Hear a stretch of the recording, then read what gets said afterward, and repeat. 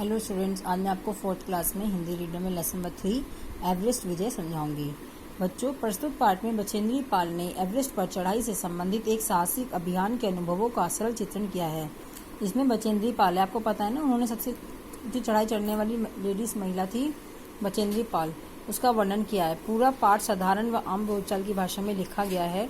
यह बचेंद्री जी द्वारा लिखित एवरेस्ट मेरी शिखर यात्रा से उद्धृत है। इसकी स्टोरी है, मैं बचेंद्री पाल जो थी वो सुबह 4 बजे उठ जाती थी, बर्फ़ पिघलाई और चाय बनाई, कुछ बिस्कुट और चॉकलेट का नाश्ता कर मैं 5:30 बजे अपने टेंट से निकल पड़ी। कौन निकल पड़ी? बचेंद्री पाल।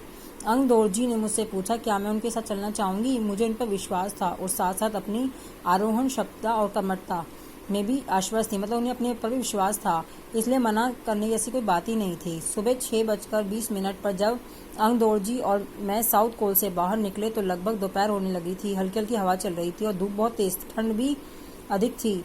हमने बगैर रस्सी के चढ़ाई शुरू कर दी। अंग दोरजी एक निश्चित और सदीवी ऊपर चढ़ते गए। मुझे भी उनके साथ चलने में कोई कठिनाई नहीं हुई। ये एवरेस्ट की चोटी पर जब चढ़ रही हैं, चढ़ाई कर रही हैं, उसका वर्णन है। जमी हुई बर्फ की सीधी और ढलवां चट्टानें बड़ी सख्त और भुरभुरी थी, मानो शीशे की चादरें बिछी हुई हों। हमें बर्फ काटने के लिए फावड़े का प्रयोग करना पड़ा। 2 घंटे से भी कम समय में हम शिखर कैंप पर पहुंच गए। अंग दोरजी ने पीछे मुड़कर पूछा, क्या तुम थक गई हो? मैंने जवाब दिया, नहीं। यह सुनकर वे बहुत अधिक आश्चर्यचकित और आनंदित हुए। फिर थोड़ी चाय पीने के बाद हमने दोबारा चढ़ाई करनी शुरू कर दी। लाहटू एक नायलॉन की रस्सी के साथ लाया था, इसलिए अंग दोरजी और मैं रस्सी के सहारे चढ़े, जबकि लाहटू एक व्यक्ति है बच्चों, वो भी उनके संग था। लाहटू एक हाथ से रस्सी पकड़े हुए बीच में चला। तभी लाहटू ने गौर किया कि मैं ऊंचाइयों के लिए पर्याप्त ऑक्सीजन की अपेक्षा कम ऑक्सीजन लेकर चढ़ रही थी। मैंने रेगुलेटर पर उसने जैसे ही ऑक्सीजन की आपूर्ति बढ़ाई, मुझे कठिन चढ़ाई आसान लगने लगी। दक्षिण शिखर के ऊपर हवा तेज हो गई थी। जैसे हम ऊपर चढ़े तो ऐसे हवा तेज हो गई। उस ऊंचाई पर तेज हवा के झोंके भरपूरे कणों के कारण चारों तरफ उड़ा रहे थे, जिसमें दृश्यता नहीं के बराबर थी। तभी देखा कि केवल थोड़ी दूर के बाद ही कोई चढ़ाई नहीं है, ढलान एकदम सीधी चली गई। मैं उत्साहित हो उठी। मुझे लगा कि सफलता बहुत ही नजदीक है। 23 मई 1984 के दिन दोपहर के 1:07 पर मैं एवरेस्ट की चोटी पर चढ़ गई थी। कोई आपसे पूछे कब चढ़ी बचेंद्री पाल?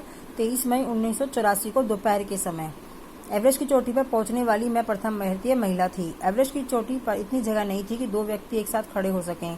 चारों तरफ हजारों मीटर सीधी ढलान को देखते हुए मुख्य प्रश्न सुरक्षा का था, क्योंकि वहां पर थोड़ा डेंजरस था। हमने फावड़े से पहले बर्फ की खुदाई की और अपने आप को सुरक्षित किया। इसके बाद मैं घुटनों के बल बैठी। बर्फ पर अपना माथा टेक कर मैंने अगर माथे का आलिंगन किया। बिना उठे ही मैंने अपने थैले से हनुमान चालीसा और दुर्गा माँ का चित्र निकाला, उसे लाल कपड़े में लपेटा, छोटी सी पूजा करके इनको बर्फ में दबा दिया। बड़ा ही अद्भुत क्षण था वो।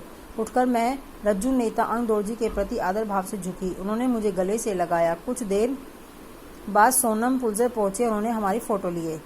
बच्चों, कर्नल खुल्लर ने जब उसमें पहुंचे बधाई देते हुए कहा, देश को तुम पर गर्व है।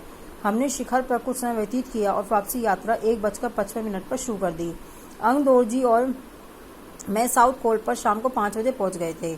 सबने हमें साउथ पोल से शिखर पर और वापस साउथ पोल तक की यात्रा चोटी पर रुकने सहित 10 घंटे 40 मिनट के अंदर पूरी करने पर बधाई दी। जब मैं अपने टेंट में घुस रही थी तब मैंने मेजर कुमार को कर्नल खुल्लर से वायरलेस पर बात करते सुना। क्या बातें कर रहे थे दोनों आपस में? आप विश्वास करें या न करें, श्रीमान बचेंद्री केवल 3 घंटे में ही नीचे वापस आ गई हैं।